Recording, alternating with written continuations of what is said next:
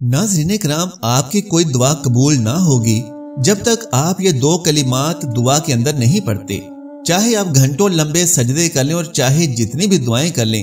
اس video میں بتائیں گے وہ دو کلمات۔ پیارے دوستو، ہجرت سے 5 سال قبل مینا کے میدان میں ایک ایسا واقعہ ظہور پذیر ہوا کہ سورۃ القمر میں اس معجزے کا تذکرہ ان الفاظ میں آیا ہے۔ ترجمہ: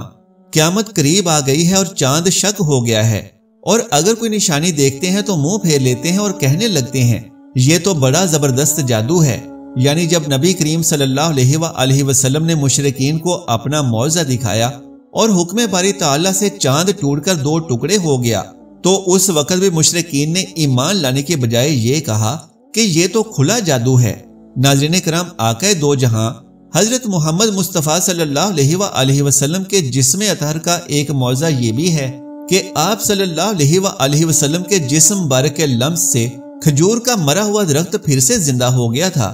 پیارے دوستو، کچھ غیر مذہب نبی کریم صلی اللہ علیہ وآلہ وسلم کے معجزات پر آج بھی اعتراض کرتے ہیں۔ آؤ میں نبی کریم صلی اللہ علیہ وآلہ وسلم کا ایک زندہ معجزہ آپ کو دکھاؤں جو آج کے دن میں بھی زندہ ہے، اور اللہ کا حکم ہے کہ یہ قیامت تک زندہ ہی رہے گا انشاءاللہ تبارک و تعالی۔ پیارے ناظرین، یہ قرآن مجید کا معجزہ اور اعجاز ہے کہ سامان تحریر کے جدید سہولتوں کے نہ ہوتے ہوئے بھی اس طرح سے تحریر ہوا کہ آج 1400 سال گزرنے کے بعد بھی اپنی اصلی حالت میں موجود ہے کہ زیر زبر کی کمی بیشی بھی نہیں ہوئی۔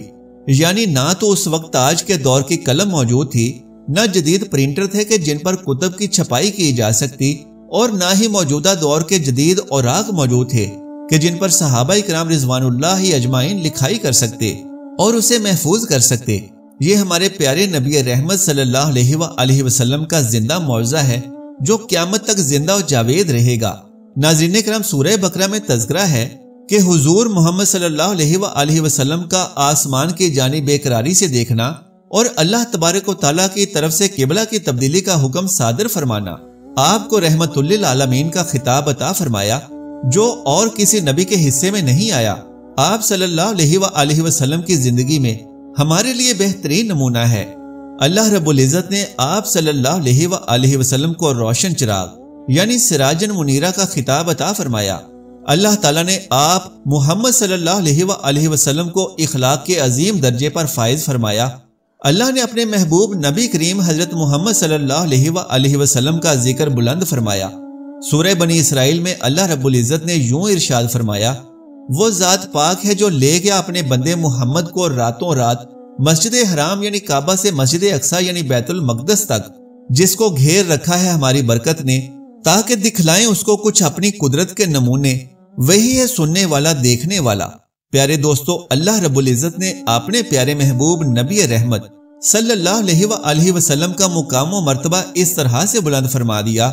کہ اس کے کوئی مثال نہیں ملتی۔ نبی کریم صلی اللہ علیہ وآلہ وسلم کا ایک اور بھی زندہ معجزہ ہے، اور وہ ہے کہ قیامت تک نبی کریم صلی اللہ علیہ وآلہ وسلم کی ذات اقدس پر درود و سلام کے نذرانے پیش کیے جاتے رہیں گے۔ ایک محتاط اندازے کے مطابق روئے زمین پر کوئی ایسا لمحہ، کوئی ایسا وقت نہیں گزرتا جب دنیا کے کسی نہ کسی حصے میں اللہ کے حضور نماز نہ پڑھی جا رہی ہو۔ ایک ہی وقت میں دنیا کے مختلف حصوں میں 5 نمازیں پڑھی جاتی ہیں۔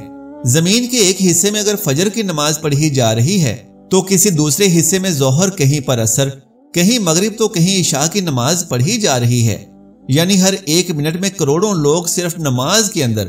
پڑھا جانے والا درود ابراہیمی پڑھ رہے ہیں، اور اگر وظائف و اوراد میں پڑھا جانے والا درود مبارکہ بھی شامل کر لیا جائے تو یہ تعداد 1 گھنٹے کے اندر کئی ارب تک پہنچ جاتی ہے۔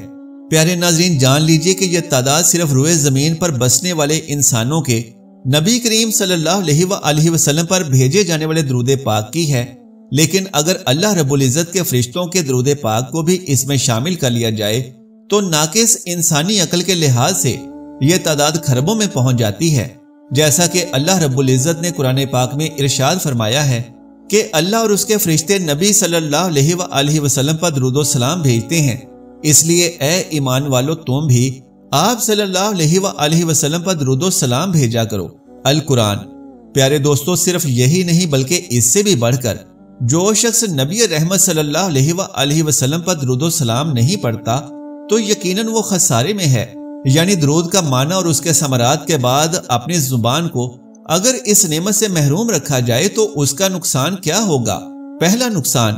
ایک بخل ہے جو مال کا بخل ہے۔ فرمایا بڑا بخیل وہ ہے جس کے سامنے میرا نام لیا جائے اور وہ درود نہیں پڑھتا، جبکہ دوسری روایت میں آتا ہے کہ بخل تو دنیا میں بہت ہیں، بخل سے بڑھ کر دنیا میں کوئی بیماری نہیں آئی، کوئی مصیبت نہیں آئی، لیکن سب سے بڑا بخیل وہ ہے کہ جس کے سامنے محمد رسول اللہ صلی اللہ علیہ وآلہ وسلم کا اسم مبارک آئے اور اس کی زبان خاموش رہی، یعنی وہ درود نہ پڑھے۔ دوسرا نقصان، رسول اللہ صلی اللہ علیہ وآلہ وسلم نے ارشاد فرمایا، زندگی گزارنے والا کسی بھی مجلس میں اگر بیٹھے انسان، کسی بھی مجلس میں بیٹھنے والا اگر اس مجلس میں اللہ کا ذکر نہیں کرتا اور رسول اللہ صلی اللہ علیہ وآلہ وسلم پر درود نہیں بھیجتا تو یہ مجلس قیامت کے دن ان کے لیے حسرت و وبال بن جائے گی۔ تیسرا نقصان، رسول اللہ صلی اللہ علیہ وآلہ وسلم نے فرمایا، صحابی روایت کرتے ہیں کائنات کے اندر کوئی شخص بھی دعا کرتا ہے وہ دعا اللہ رب العزت قبول ہی نہیں کرتے جب تک اس دعا میں درود نہ پڑھا جائے، اور دوسری روایت کے الفاظ ہیں، جب تم دعا کرتے ہو جب تک تم درود نہیں پڑھتے تو وہ دعا زمین و آسمان کے درمیان رکی رہتی ہے، درود پڑھو گے تو یہ اللہ کے پاس جائے گی اور شرف قبولیت سے نوازی جائے گی، ورنہ یہ دعا اللہ کے ہاں قبول ہی نہیں ہے۔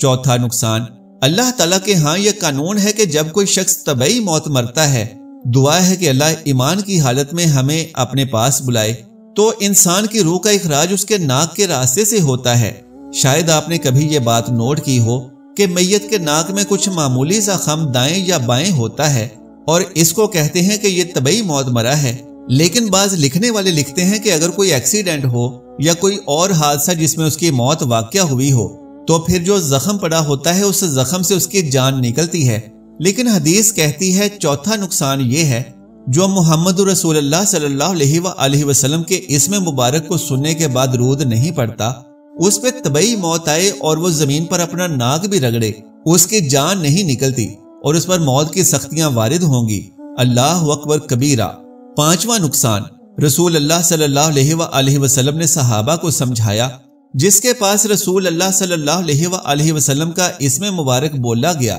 اس نے سنا اور وہ درود نہیں پڑھتا تو وہ درود کی بات نہیں، در حقیقت وہ جنت کا راستہ بھول گیا۔ چھٹا نقصان، جو اللہ کے رسول پہ درود نہیں پڑھتا تو وہ جنت کے دروازے کو بھول گیا۔ اور ساتواں بہت بڑا نقصان ہے کہ رسول اللہ صلی اللہ علیہ وآلہ وسلم منبر پر تشریف لائے،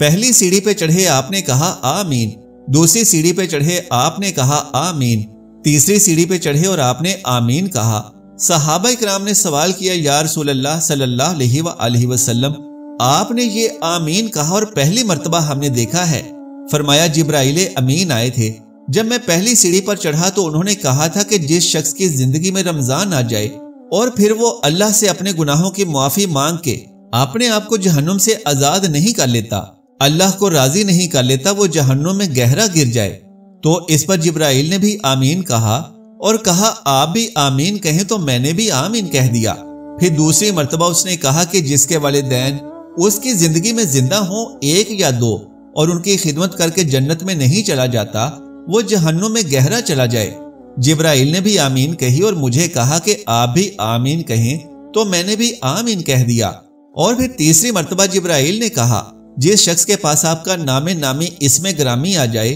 اور پھر وہ درود نہ پڑھے تو ایسا شخص بھی جہنم میں گہرا گر جائے۔ جبرائیل نے بھی آمین کہی اور مجھے بھی کہا کہ آمین کہو، میں نے بھی آمین کہہ دی۔ جو شخص درود نہیں پڑھتا تو رسول اللہ صلی اللہ علیہ وآلہ وسلم کے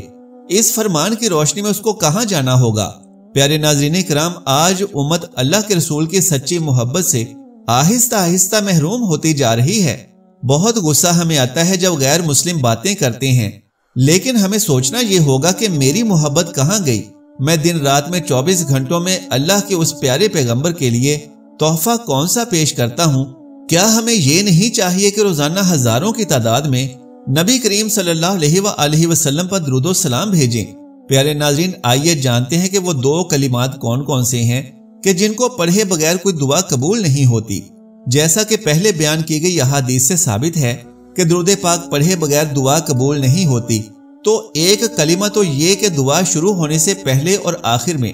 نبی رحمت، نبی آخر الزماں حضرت محمد مصطفیٰ صلی اللہ علیہ وآلہ وسلم پر درود و سلام ضرور بھیجیں۔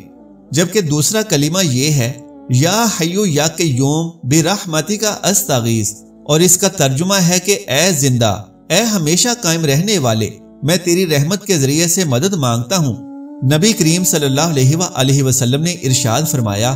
حی القیوم اللہ تبارک و تعالیٰ کا اسم اعظم ہے، اور اس اسم اعظم کے ساتھ جو بھی دعا مانگی جاتی ہے وہ ضرور قبول ہوتی ہے۔ اللہ رب العزت سے دعا ہے کہ اعمال حسنہ کرنے، نیکی کی بات کو سننے سمجھنے اور اس پر عمل کرنے کی طاقت و توفیق مرحمت فرمائے، آمین یا رب العالمین۔ درخواست ہے کہ میری اس معلوماتی ویڈیو کو لائک اور شیئر کر دیجئے اور اس اسلامی و اصلاحی چینل کو سبسکرائب کر لیجئے۔ جزاک اللہ خیرن کثیرا۔ اللہ ہم سب کا حامی و ناصر ہو۔